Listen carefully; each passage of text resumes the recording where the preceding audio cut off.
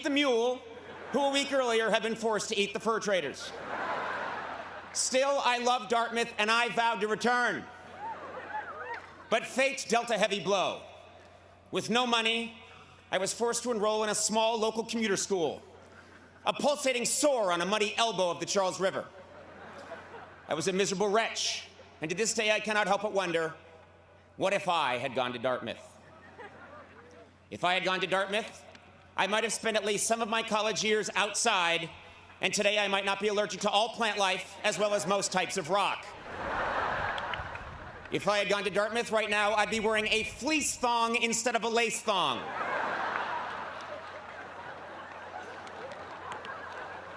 If I had gone to Dartmouth, I still wouldn't know the second verse to Dear Old Dartmouth.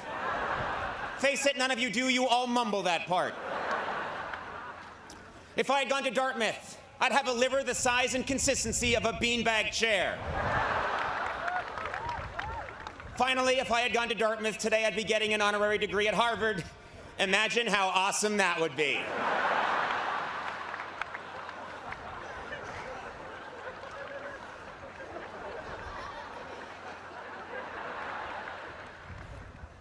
You are a great school, and you deserve a historic commencement address. That's right, I want my message today to be forever remembered because it changed the world. To do this, I must suggest groundbreaking policy. Winston Churchill gave his famous Iron Curtain speech at Westminster College in 1946. JFK outlined his nuclear disarmament policy at American University in 1963. Today, I would like to set forth my own policy here at Dartmouth. I call it the Conan Doctrine. Under the Conan Doctrine, all bachelor degrees will be upgraded to master's degrees. All master's degrees will be upgraded to PhDs. And all MBA students will be immediately transferred to a white-collar prison.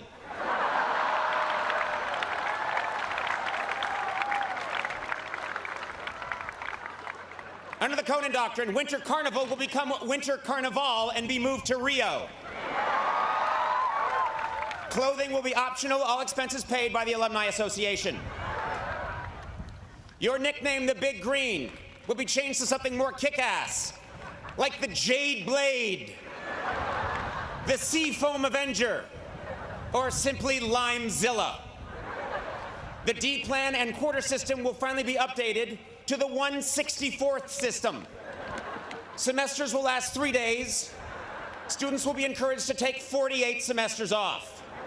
They must, however, be on campus during their sophomore 4th of July. Under the Conan Doctrine, I will reinstate tube stock. And I will punish those who tried to replace it with field stock. Rafting and beer are a much better combination than a field and a beer. I happen to know that in 2 years they were going to downgrade field stock to desk stock. 7 hours of fun sitting quietly at your desk. Don't let those bastards do it. And finally, under the Conan Doctrine, all commencement speakers who shamelessly pander with cheap inside references designed to get childish applause will be forced to apologize to the greatest graduating class in the history of the world, Dartmouth class of 2011 rolls!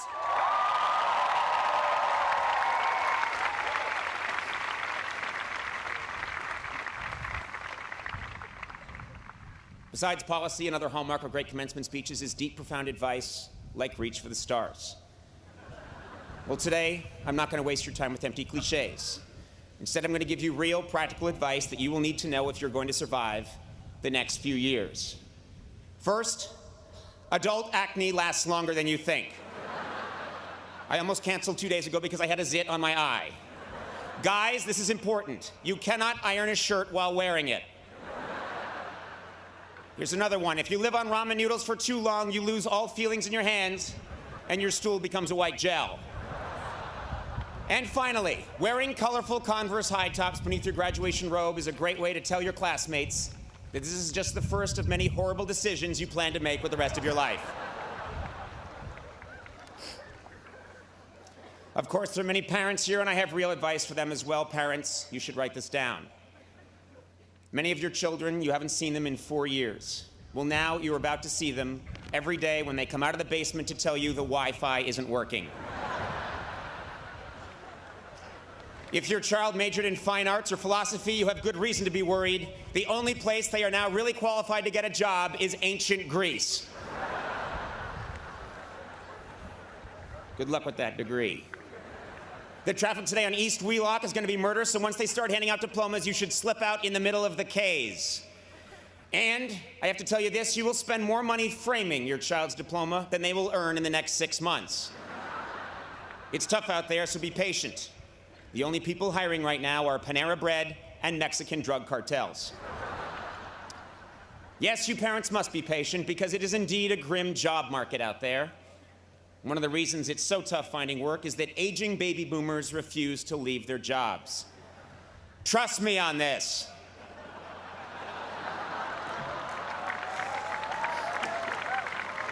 Even when they promise you for 5 years they are going to leave and say it on television, I mean, you can go on YouTube right now and watch the guy do it. There is no guarantee they won't come back. Of course, I'm speaking generally. But enough, this is not a time for grim prognostications or negativity. No, I came here today because, believe it or not, I actually do have something real to tell you. 11 years ago, I gave an address to a graduating class at Harvard. I have not spoken at a graduation since because I thought I had nothing left to say.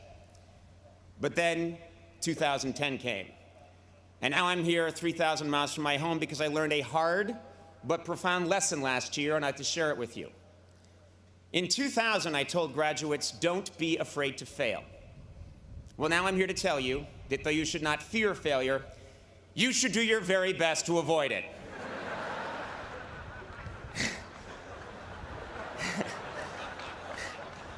Nietzsche famously said, whatever doesn't kill you makes you stronger. What he failed to stress is that it almost kills you. Disappointment stings, and for driven, successful people like yourselves, it is disorienting. What Nietzsche should have said is, whatever doesn't kill you makes you watch a lot of Cartoon Network and drink mid-price Chardonnay at 11 in the morning. Now, by definition, commencement speakers at an Ivy League college are considered successful. But a little over a year ago, I experienced a profound and very public disappointment. I did not get what I wanted, and I left a system that had nurtured and helped define me for the better part of 17 years. I went from being in the center of the grid to not only off the grid, but underneath the coffee table that the grid sits on, lost in the shag carpeting that is underneath the coffee table supporting the grid. It was the making of a career disaster and a terrible analogy. But then something spectacular happened. Fog-bound, with no compass and adrift, I started trying things. I grew a strange cinnamon beard. I dove into the world of social media. I started tweeting my comedy. I threw together a national tour. I played the guitar.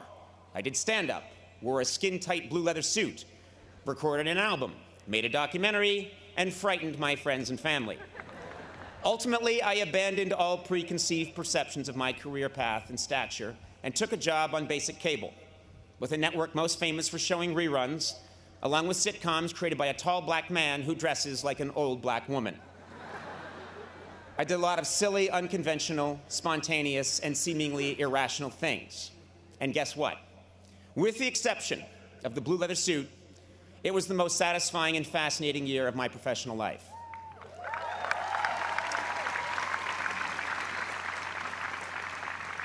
To this day, I still don't understand exactly what happened, but I have never had more fun, been more challenged, and this is important, had more conviction about what I was doing. How could this be true? Well, it's simple. There are few things more liberating in this life than having your worst fear realized. I went to college with many people who prided themselves on knowing exactly who they were and exactly where they were going. At Harvard, 5 different guys in my class told me they would one day be president of the United States. 4 of them were later killed in motel shootouts. The other ones briefly hosted Blue's Clues before dying senselessly in yet another motel shootout. Your path at 22 will not necessarily be your path at 32 or 42. One's dream is constantly evolving, rising and falling, changing course. This happens in every job, but because I have worked in comedy for 25 years, I can probably speak best about my own profession. Way back in the 1940s, there was a very, very funny man named Jack Benny. He was a giant star, easily one of the greatest comedians of his generation. And a much younger man named Johnny Carson wanted very much to be Jack Benny. In some ways he was, but in many ways he wasn't. He emulated Jack Benny, but his own quirks and mannerisms, along with the changing medium, pulled him in a different direction. And yet, his failure to completely become his hero made him the funniest person of his generation. David Letterman wanted to be Johnny Carson, and was not. And as a result, my generation of comedians wanted to be David Letterman. And none of us are. My peers and I have all missed that mark in 1,000 different ways. But the point is this: it is our failure to become our perceived ideal that ultimately defines us and makes us unique. It's not easy, but if you accept your misfortune and handle it right, your perceived failure can become a catalyst for profound reinvention. So, at the age of 47,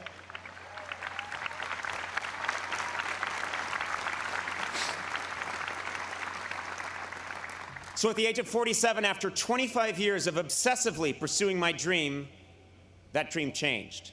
For decades in show business, the ultimate goal of every comedian was to host The Tonight Show. It was the holy grail.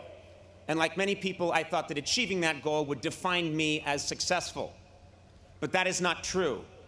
No specific job or career goal defines me, and it should not define you. In 2000, I told graduates to not be afraid to fail, and I still believe that. But today I tell you that whether you fear it or not, disappointment will come. The beauty is that through disappointment you can gain clarity, and with clarity comes conviction and true originality. Many of you here today are getting your diploma at this Ivy League school because you have committed yourself to a dream and worked hard to achieve it. And there is no greater cliche in a commencement address than follow your dream. Well, I'm here to tell you that whatever you think your dream is now, it will probably change, and that's okay. 4 years ago, many of you had a specific vision of what your college experience was going to be and who you were going to become. And I bet today most of you would admit that your time here was very different from what you imagined. Your roommates changed, your major changed. For some of you, your sexual orientation changed. I bet some of you have changed your sexual orientation since I began this speech. I know I have. But through the good, and especially the bad, the person you are now is someone you could never have conjured in the fall of 2007. I've told you many things today, most of it foolish, but some of it true. I'd like to end my address by breaking a taboo and quoting myself from 17 months ago. At the end of my final program with NBC, just before signing off, I said, "Work hard, be kind, and amazing things will happen." Today, receiving this honor and speaking to the Dartmouth class of 2011 from behind a tree trunk, I have never believed that more. Thank you very much and congratulations.